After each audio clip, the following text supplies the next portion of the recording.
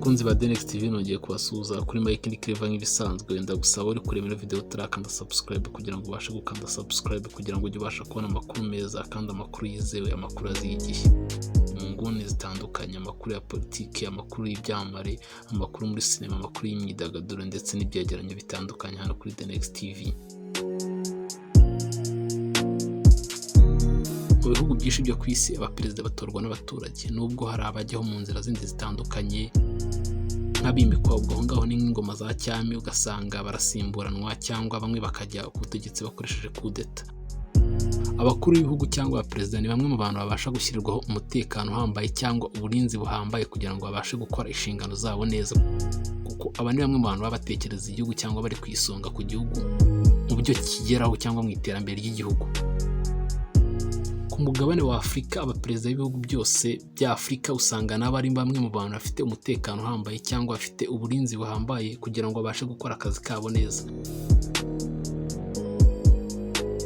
Denex TV ikaba yabakoreye icyegeranyo cy'abaperezida 10 cyangwa abakuru b'ibihugu 10 bafite uburinzi buhambaye kurusha abandi bo muri Afurika. Ahangaha tukaba tugiye kubagezaho urutonde dukurikije bitewe n'abantu baba bashagaye cyangwa ibikoresho baba bitwaje cyangwa umutekano baba bagene bitewe n'imodoka bagendamo cyangwa ibindi bikorwa bagendamo, haba imbere mu gihugu ndetse no hanze y'igihugu iyo babashije gusohoka ibihugu byabo bayobora.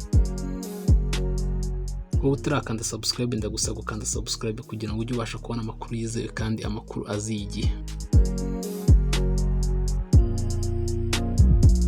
Mu rutonde rw'abaperezida 10 bafite umutekano uhambaye kurusha abagenzi babo muri Afurika, nubwo tuzi ko buri muperezida wese afite umutekano uhambaye, ariko hari ab'ingenzi bafite umutekano uri hejuru y'abandi. Mu rutonde rw'abaperezida 10 bafite umutekano uhambaye muri Afurika, ku mwanya wa 10 turasanga umuperezida uburinzwe ndetse unashagaye n'imodoka nyinshi cyane, turasanga uwo bita Hassan Ouattara. Hassan Ouattara yavutse ku itariki ya 1 z'ukwa mbere 1942, akaba ari umuperezida w'igihugu cya Cote d'Ivoire. Uno muperezida akaba yaragiye ku butegetsi cyangwa akaba yaratangiye kuyobora igihugu cya Cote d'Ivoire mu mwaka wa 2010 kugeza n'ubu ngubu akiyobora. Kugeza kuri uno muperezida Hassan Ouattara ni umwe mu baperezida ba Afurika barinzwe bihambaye cyangwa bafite umutekano uhambaye.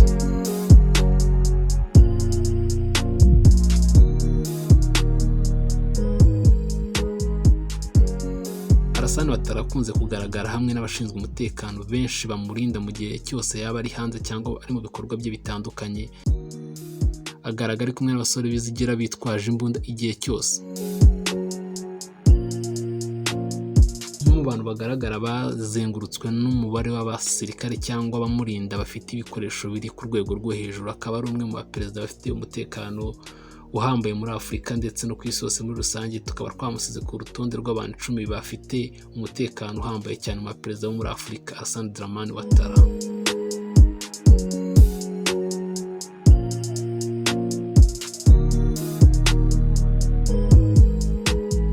Mu rutonde rw'abaperezida 10 bafite umutekano uhambaye muri Afurika, ku mwanya wa 9 turasanga umuperezida bita Paul Biya, akaba ari umuperezida w'igihugu cya Cameroon. Akaba ari umwe mu baperezida bamaze igihe kinini ku butegetsi, kuko uyu nguyu amaze imyaka irenga 34 ku butegetsi ayobora igihugu cya Cameroon.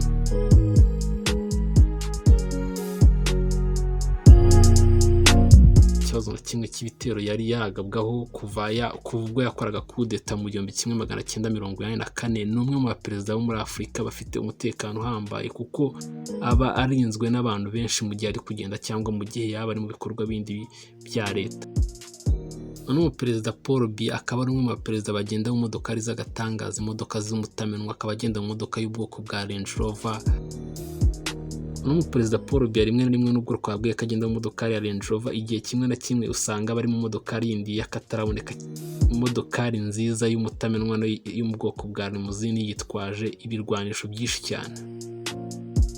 Mu bategetsi 10 cyangwa abakuru b'ibihugu bafite umutekano uhambaye muri Afurika, ku mwanya wa 8 turasanga umwami Mohamed wa 5. Uyu nguyu akaba ayobora igihugu cya Maroc.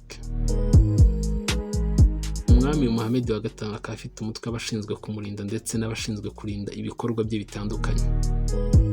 Uyu mutwe urinda umwami wa Maroc cyangwa ibikorwa bye bitandukanye ukaba uzwi ku izina rya Moroccan Royal Guards. Uyu mutwe ukaba ubarizwa mu ngabo z'umwami wa Maroc. Icyakora ino Maroc and Royal Garden ni bamwe mu bantu bafite uruhare ruziguye mu kurinda ibikorwa by'umwami ndetse n'umuryango we mu gihe cyose yaba ari mu gihugu ndetse yaba ari no hanze y'igihugu. Bakaba bafite uruhare ruziguye mu kurinda ibikorwa bye kuko ari bamwe mu bantu benshi cyane baba bakikije urugo rwe cyangwa baba bari ahantu umwami ari cyangwa mu bikorwa bindi by'uyu mwami. Uyu mwami akaba ari umwe mu bantu banubashywe cyane muri Afurika yose ndetse akaba ari umwe mu bantu baba banakomeye mu gihugu cya Maroc cyane kurusha abandi bantu bose.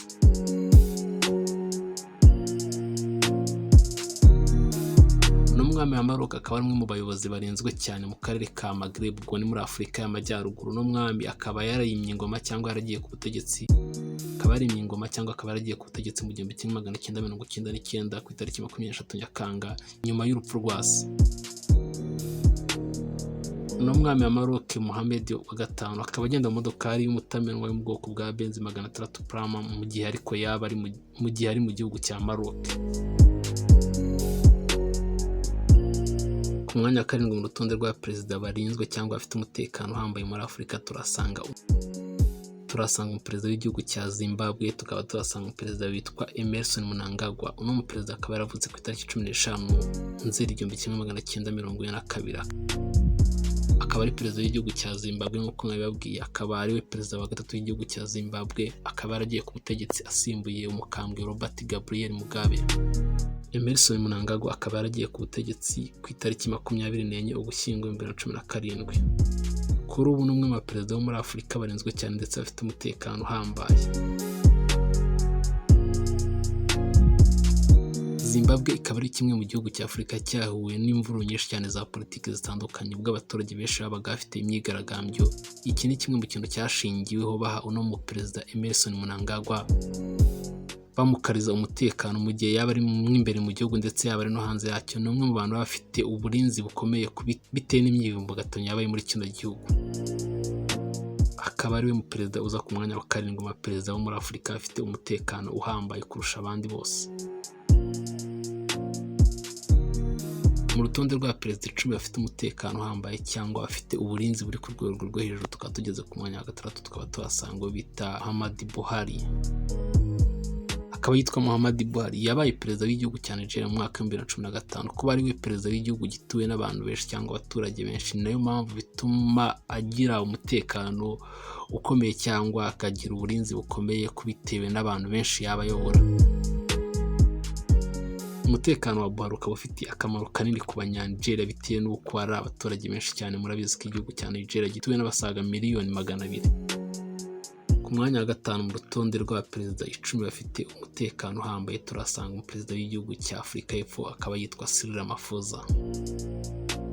Cyril Ramaphosa ni perezida wa gatanu w'igihugu cya Afurika y'Epfo, kimwe mu bihugu byateye imbere cyangwa bifite ubushobozi buhambaye muri Afurika yose. Yabaye perezida wa Afurika y'Epfo mu mwaka wa 2019 kandi akaba ari ku rutonde rw'abaperezida ba Afurika barinzwe cyane. Ku rutonde rwa perezida 10 barinzwe cyangwa bafite umutekano uhambaye mu gihe baba bari hanze y'igihugu ndetse no mu bihugu byabo, turasanga ku mwanya wa 4 turasanga Paul Kagame, akaba ari perezida w'igihugu cy'u Rwanda. Akaba ari umwe mu baperezida bakunzwe cyane n'abanyafurika bitewe n'uko atarya iminwa imbere y'abanyaburayi nk'uko benshi mu bayobozi bitwara. Perezida Paul Kagame ni umwe mu bayobozi cyangwa mu bategetsi b'ibihugu bafite umutekano uhambaye bitewe n'abamurinze cyangwa bamushagaye mu gihe yaba ari mu bikorwa bitandukanye bya leta cyangwa ibiye muri rusange. Mwanya wa gatatu mu baperezida bo muri Afurika bafite umutekano uhambaye cyangwa uri ku rwego rwo hejuru turasanga perezida w'igihugu cya Kenya Uhuru Kenyatta. Ni umwe mu baperezida barinzwe cyane muri Afurika. Yaba mu rugendo rw'akazi, Uhuru Kenyatta ni umwe mu bantu bagaragara bashagawe n'amamodoka menshi ndetse na moto ndetse n'abasore b'ibigango baba bamurinze mu gihe cyose yaba ari ku bikorwa by'akazi cyangwa mu ngendo zitandukanye. Ni umwe mu perezida ubushagawe n'amamodoka menshi ndetse na moto y'abamurinze. Ku mwanya wa kabiri mu baperezida ba Afurika bafite umutekano uhambaye turasanga umuperezida w'igihugu cya Guinea Alpha Condé, ni umwe mu baperezida bafite umutekano uhambaye. Uno muperezida akaba agenda mu modokari y'umutamenwa ya Benz Mercedes. Uno muperezida Alpha Condé akaba ari umwe mu baperezida bakunze kugenda bashagawe n'amamoto menshi y'abapolisi kandi afite umuvuduko udasanzwe.